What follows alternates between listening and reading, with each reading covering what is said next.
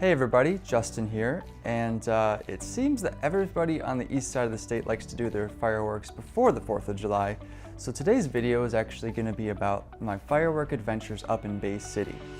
A couple weeks ago, I gave you guys some photo tips on how to shoot fireworks, and because I only shoot fireworks once per year, sometimes once every couple years, I actually need to make kind of an amendment to one of the tips I gave. I mentioned that you should shoot with a wide-angle lens, which is mostly true. You can use a longer lens depending on how far away you are, but a wide-angle lens is good with an open aperture. But open aperture can be a little varied. I actually shot this past weekend with an aperture of f8 or more. It depended on what I wanted my shutter speed to be. If it was around 10 seconds, I usually shot it around f8.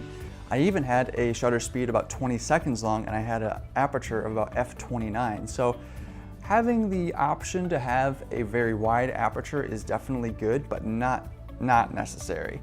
You guys can get away with higher apertures, which will make for sharper images. So here's a look at my weekend in Bay City. Karen and I set out to Liberty Bridge in Bay City to meet up with my friend Brady.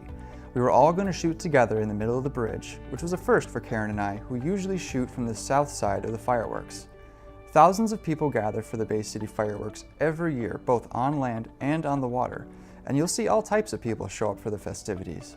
We're going to be taking a look at Karen's camera here in a second to see what settings she's using and what kind of setup she has. I would show you what I'm using, but I'm actually shooting this video with the camera I'm going to be using, so yeah. So here are the two tripods. My camera will go on this one eventually, once I'm done shooting this video. And you can already see there's some explosions happening off in the distance. Tons of boats, tons of people here. This is Karen's camera. It's a Canon 6D, and we got it set up on a really sturdy tripod. It's a video tripod, but it'll do. So you'll notice we got ISO set at 100 for the cleanest image. We got aperture set at f4. This is just wide open so that it lets in as much light as possible. And then as a starting point, we're going to set the shutter speed to about 10 seconds. We can change that later depending on our needs. If it's overexposed, we'll go a little darker. But yeah, this is a good starting point for settings for photography. And you know, fireworks are great, so let's see how tonight turns out.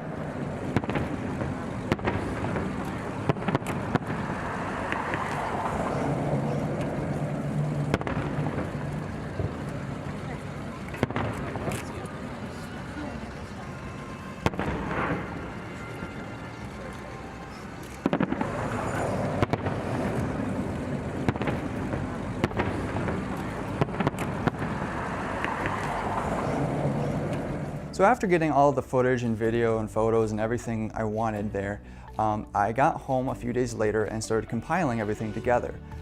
Footage is one thing, it's all compressed down, but with photos you could actually do a little bit of Photoshop fun. I usually like to take multiple photos and stack them together. This is made possible by the use of a tripod because all the static elements in the photo don't move except for the fireworks, which do change. So I was able to take 6 of the best photos that I took that night, and I actually compressed them and layered them on top of each other to make one big photo that kind of encompasses what I think how the show went as a whole. So the photo that you're looking at right now doesn't really represent what one set of fireworks looks like as it goes up. One photograph might include 2 or 3 fireworks. This actually includes about 15 to 20 fireworks over the span of about 20 minutes. Obviously throughout the night I changed my setup a little bit. This was just during one part of the night where I kept my tripod in one spot for one stretch of time. Throughout the night I switched to portrait mode and landscape and a bunch of different things, a bunch of different focal lengths. I even changed lenses a couple times just to kind of get different varied shots. But it's important to note that if you want to do this, you have to have the same focal length, like for instance 70 millimeters. You have to keep your tripod at the exact same spot. You have to have as much static element as possible so that when you fuse everything together, all the dynamic elements, the changing elements like fireworks, can go together into the photograph with as little post-production as possible in Photoshop. So with 4th of July being tomorrow, whatever festivities you guys end up going to, whether it's at home or say the Big Rapids fireworks, which I know for a fact is actually happening on the 4th, I really don't know what's up with Bay City and Detroit doing all their fireworks before Independence Day, but we'll just let them do what they want to do.